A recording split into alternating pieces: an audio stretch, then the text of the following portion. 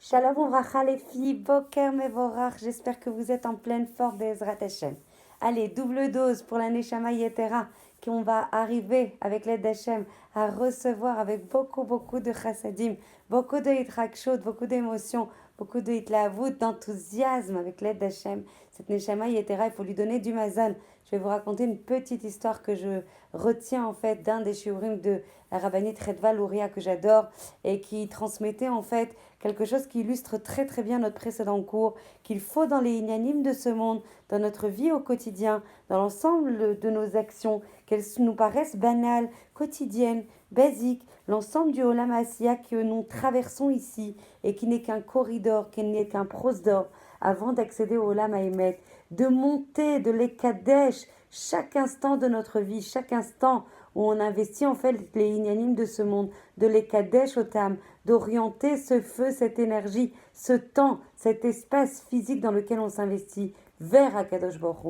Que l'ensemble de nos marchavot, que l'ensemble de nos regashot, l'ensemble de nos pensées, l'ensemble de nos sentiments soit entièrement tourné vers Akadosh Baruch Hu et bien sûr l'ensemble de nos actions. Une très jolie histoire extrêmement émouvante du Rav Zilberstein, Zecher Tzadik Vekadosh Livracha, qui monte dans un autobus, qui monte dans un bus et qui s'assoit à côté d'un poël, d'un ouvrier qui lui paraît extrêmement pachout, extrêmement simple, Am Haaretz, un homme du peuple, qui s'assoit à côté de lui. Et le poël, l'ouvrier, dit au Rav Zilberstein, excusez-moi de vous déranger. Est-ce que vous connaîtriez un endroit, une gniza, gdola, très grande? J'en ai absolument besoin. C'est un inyan extrêmement dachouf, c'est un inyan extrêmement urgent. Si vous pouviez m'aider, s'il vous plaît. Et le Rav Zilberstein le regarde avec beaucoup de surprise et beaucoup d'innocence et lui dit « Mais pourquoi t'as besoin d'une gnissa aussi grande? Qu'est-ce qui se passe? Quel est l'objet de ta recherche ?» Et en fait, le poète, l'ouvrier, très simple, en tout cas de chitzoniout, d'apparence extrêmement simple, lui dit « Je travaille en fait dans une usine qui permet en fait de transformer les niarot ou les papiers qu'on recycle, qu'on recompose en niar toilette, en papier de toilette. Et je travaille en fait dans cette manufacture, dans cette usine. Et vous savez pas quoi? Je suis extrêmement triste et affectée, extrêmement touchée, parce que des fois, je me suis rendu compte que pour arriver à produire ce niar toilette, on utilisait des papiers, on produisait le recyclage de ces papiers. Et dans ces papiers, il m'est arrivé de voir des papiers, des tapim, des feuilles de gmarot, des feuilles de chumashim, des feuilles de beaucoup de sifrei kodesh. Et ça me met en tsar. Et donc, moi, je suis en charge dans cette manufacture d'enlever tous les détritus qui se coincent dans les machines de recyclage de ces mêmes papiers pour produire ce papier de toilette. Et quand j'ai vu ces dapim, meod mechoubadim, meod kedoshim, très honorables, très saints, je me suis dit que mon rôle, ça devait être de les extraire et sauf kamacheyoter de ces dapim, de rassembler tous ces dapim, tout ce que je trouve, et de les mettre à la gnisa. Et c'est très important pour moi d'opérer ça parce que ça me met en tsar. Et ce Talmid Chacham, le Rav Zilberstein, il reste vraiment amoum, il reste PLM, il reste béchoc. Comment un ouvrier qui a l'air aussi pachout, comment un juif dans son apparence qui peut être aussi simple, peut être aussi grand dans son essence. Et il voit en fait des larmes couler chez ce poël, chez cet ouvrier, quand il pense à quoi peuvent servir malheureusement ces papiers. Et malheureusement, le Menaël, le Tsavet, la direction de cette manufacture, l'Oerpat Lahem, ça ne les touche pas. L'ensemble des ouvriers, ça ne les touche pas. De voir l'importance, la sainteté de ces feuilles et de pouvoir même l'hydroch Alehem, de pouvoir les piétiner. Alors moi, ce que je fais, ils m'ont même averti. Si jamais je continuais à extraire ces feuilles, alors ils me renverraient. Malgré tout, je regarde, dit le poël, à gauche et à droite, et je les enlève et je les mets à la gnisa. Même si on m'attrape, et même si on voudrait me renvoyer, l'Oer Patli. Vous savez, dit le poël au Rav Zilberstein, je suis quelqu'un d'extrêmement diplômé. Mais je suis sûre qu'avec l'aide d'Hachem, je suis quelqu'un de très mourchard, j'ai beaucoup de talent. Et je suis sûre qu'avec l'aide d'Hachem, je pourrais atteindre une mascoret yoter gvoa, un salaire plus haut, une avoda yoter mechubedet, comment on l'appelle, une avoda plus honorable. Mais je préfère rester ici parce que j'ai trop peur. Qui va s'occuper de tous ces dapim kdoshim? Et en plus, comme j'ai peur de faire du gezel, parce que j'arrive à extraire ces feuilles, alors je vais acheter des feuilles nouvelles avec mon salaire qui est déjà kolkar namour, qui est déjà bas, pour ne pas avoir chas veshalom de safek sur le gezel que ça pourrait induire, de prendre ces feuilles et de les extraire de cette manufacture et donc de créer un manque à gagner par rapport à cette usine. Et j'utilise ces nouvelles feuilles pour récupérer ce manque à gagner, Bezrat Hashem.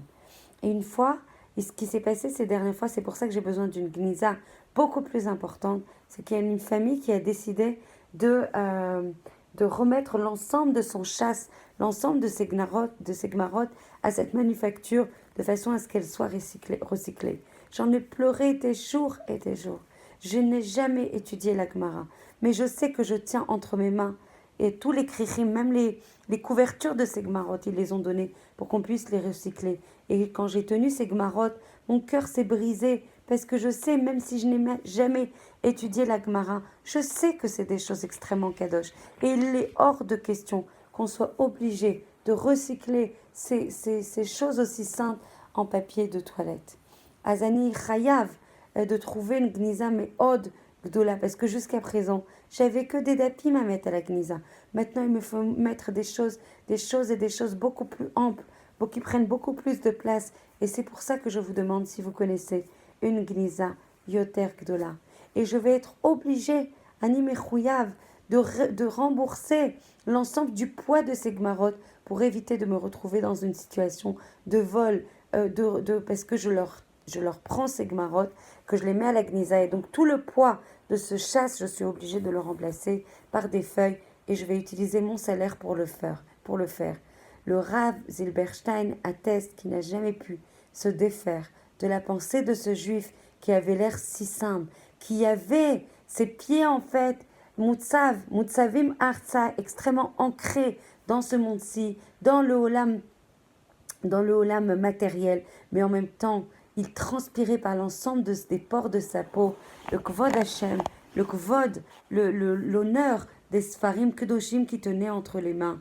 Et même si c'était un Ish Miksoa, Alvaï Sheniske, de pouvoir abandonner des mumchiout, des expertises que l'on a, juste pour permettre en fait de glorifier le nom d'Hachem, de glorifier sa sainte Torah. Et même si c'était quelqu'un de très expert dans son domaine, il a préféré rester dans ce mif'al, dans cette manufacture, dans ce travail ennuyeux, dans ce salaire bas, avec tous les bisionotes, avec toutes les humiliations qu'il rencontrait en fait par le tsevet et par ses ouvriers, parce qu'il sauvait ses dapim extrêmement sains.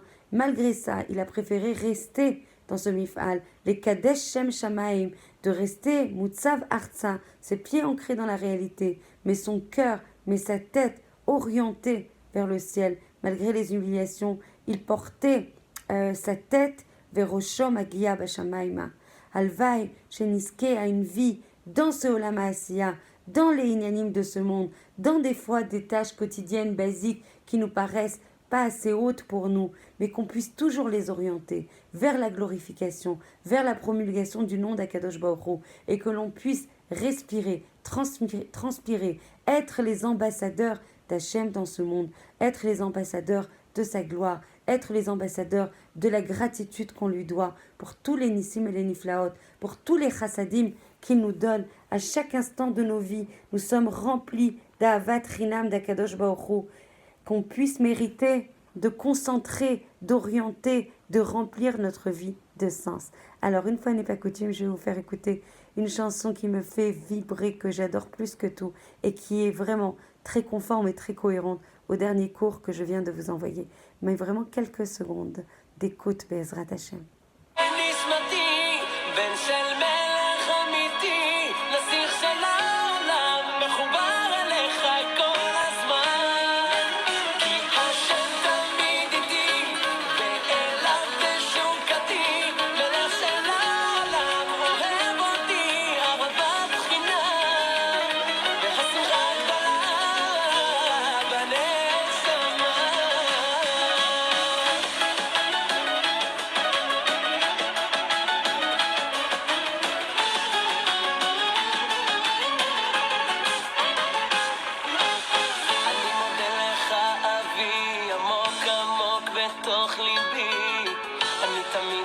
safe and